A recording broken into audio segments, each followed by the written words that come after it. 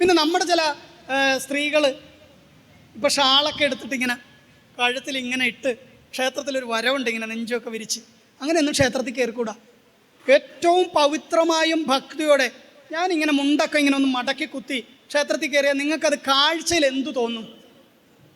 ഞാൻ മുണ്ടും മടക്കി കുത്തി, അവൻ്റെ ഒരു പോക്ക് കണ്ടില്ല, നിങ്ങളുടെ ഒരു ഒറ്റ വാക്ക് മതി, ചിലപ്പോൾ ഞാൻ പോണ വഴി എവിടെയെങ്കിലും വീഴും.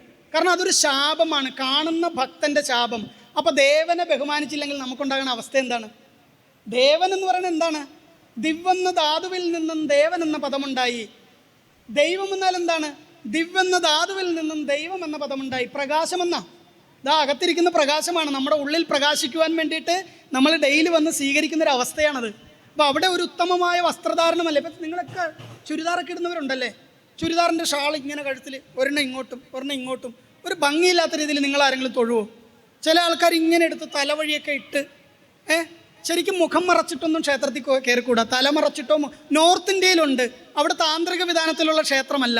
നമ്മുടെ ക്ഷേത്രത്തിലെ ചൈതന്യം ഉണ്ടാകുന്നതും നമ്മളിലേക്ക് എത്തുന്നതും വ്യത്യസ്തമാണ്. അപ്പോൾ ഷാളൊക്കെ അങ്ങനെ ഇടാതെ കുറച്ച് വൃത്തിയായിട്ടും ഭക്തിയായിട്ടും ഒക്കെ കയറിക്കുക. ഞാൻ സ്ത്രീകളെ മാത്രമല്ല പുരുഷന്മാരോടും പറയുകയാണ്, കള്ളിമുണ്ട കൊടുത്തിട്ട് കയറും. അതൊന്നും ഒരു ക്ഷേത്രത്തിന് അതുകൊണ്ട് ദോഷമുണ്ടാകുന്നു എന്നല്ല ഞാൻ പറയുന്നത്. ഒരു ഭക്തിക്ക് നിരക്കാത്ത വസ്ത്രധാരണ രീതി. എന്നാൽ മാന്യമായ വസ്ത്രം ധരിച്ചോളൂ എന്ന് പറയണമെങ്കിൽ ഒരാൾ ഹെൽമറ്റും വെച്ച് ഒരു കൂളിംഗ് ഗ്ലാസും വെച്ച് നല്ല ബനിയനും ഇട്ട് അതിന് മേളിൽ ഒരു ഓവർകോട്ടും ഇട്ട് പാൻറ്റും ഇട്ട് കയറുന്ന മാന്യമായ വസ്ത്രമാണോ? നാണം മറച്ചിട്ടുണ്ട് എന്ന് പറയുന്നത് മാന്യതയാണോ? ഒരു ക്ഷേത്രത്തിൽ കയറുന്ന വസ്ത്രമാണോ? അല്ലല്ലോ. അപ്പോൾ ക്ഷേത്രാചാരങ്ങൾക്കും അനുസരിച്ചിട്ടുള്ള വസ്ത്രവിധാനം നല്ലതല്ലേ?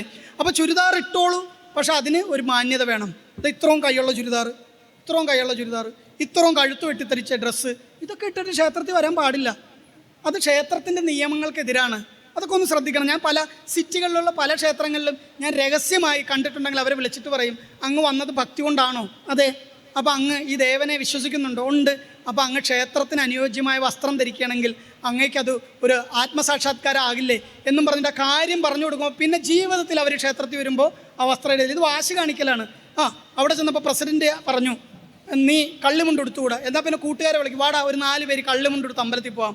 പ്രസിഡന്റ് 4 പേരുടെ എന്ത് പറയുമെന്ന് നോക്കാമല്ലോ, കൂടുതൽ പറഞ്ഞ ഒരു അടി കൊടുക്കാം. ഈ മനോഭാവം ഹിന്ദുവിനുണ്ട്. കാരണം എന്താ? ഹിന്ദു അല്ല സംസാരിക്കുന്നത്. സന്ധ്യ കഴിഞ്ഞാൽ വേറെ ഏതോ പദാർത്ഥങ്ങളാണ് സംസാരിക്കുന്നത്. അത് ഹിന്ദുവിൽ കൂടി വരികയാണ്.